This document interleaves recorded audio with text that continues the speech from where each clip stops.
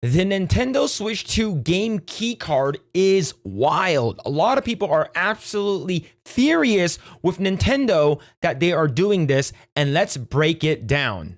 So if you guys don't know what a Nintendo game key card is, let me break it down for you. Nintendo Switch 2 game key card overview. Nintendo Switch 2 supports both regular game cards and game key cards. Game key cards are different from regular game cards because they don't contain the full game data. For instance, there are several games that I've bought, such as the Mega Man X collection on Switch, and whenever you put the game card into the Switch, it basically starts downloading the game from the internet. Now, why is this bad? Let's say if you have a game key card that requires the internet and you don't have internet, you're basically screwed. More importantly, what happens if the servers go down? What happens if Nintendo delists the game? You're basically straight out of luck. Even though you have the physical game, you don't actually have the game itself because it needs you to download the game from the internet. Instead, the game key card is your key to downloading the full game to your system via the internet. After it's downloaded, you can play the game by inserting the game key card into your system and starting it up like a standard physical game card. Here's what the game key card package looks like. So if you look over here, it'll actually show on the box telling you that this is a game key card and does not actually have the game data inside, which is very infuriating, especially to collectors, because collectors love having physical media. They love owning the actual product that the company releases. Now, let's go ahead and read this article from IGN. Almost all physical third-party Nintendo Switch 2 games in Japan are game key cards, and it looks like it's a similar situation in the West.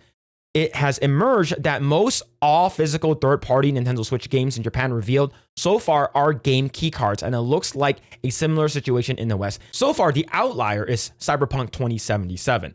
As reported by Gamasutra, the launch of the Switch 2 pre-orders in Japan revealed all physical third-party games so far, except for CD Projekt's Cyberpunk 2077, that are not Nintendo Switch 2 editions, ship on game key cards and thus require access to the internet to download the full game. Now, this is not the first time where gamers got shafted, because back in December of 2013, Marvel vs. Capcom 2 was delisted on the Xbox 360 and the PS3. That means that if you don't have the physical game, there is no way for you to get MVC2. There's no other way for you to get it. And the MVC2 physical edition was extremely expensive and hard to acquire. Gamers will have to wait over a decade because last year, September, Capcom finally released an arcade Marvel vs. Capcom Fighters collection. And that goes to show how important physical media really is. Now let's continue with the article. But what is the situation in the West? Here, Sega's Switch 2 games are game key cards. The listing for Sonic X Shadow Generations on Walmart, for example, confirms as much.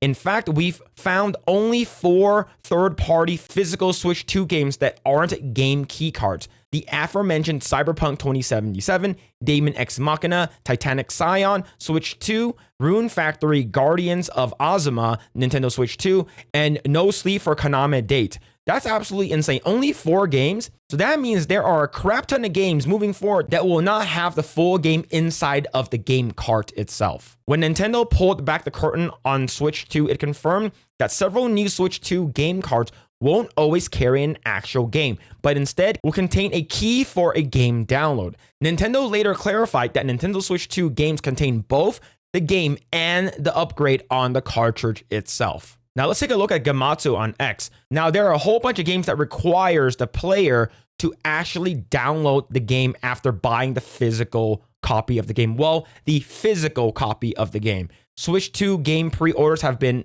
up in Japan for a few hours, revealing all physical third-party games that are not Nintendo Switch 2 editions to be shipping on game key cards, which is very frustrating because I know most people enjoy the convenience of digital games anyway. So what is the big deal? The big deal is what happens if you don't have internet? What happens if down the road, Nintendo somehow delists your favorite game? What happens if 20 years from now, you want to go back and play a Nintendo Switch 2 game but you won't be able to play it because the game is no longer available. This is a scummy move that Nintendo did. Is because you basically do not own the games. If you have a physical version of, say, Mario 64 on Nintendo 64, you have that game forever. Now, this way, what Nintendo is doing is removing that from the player's hands.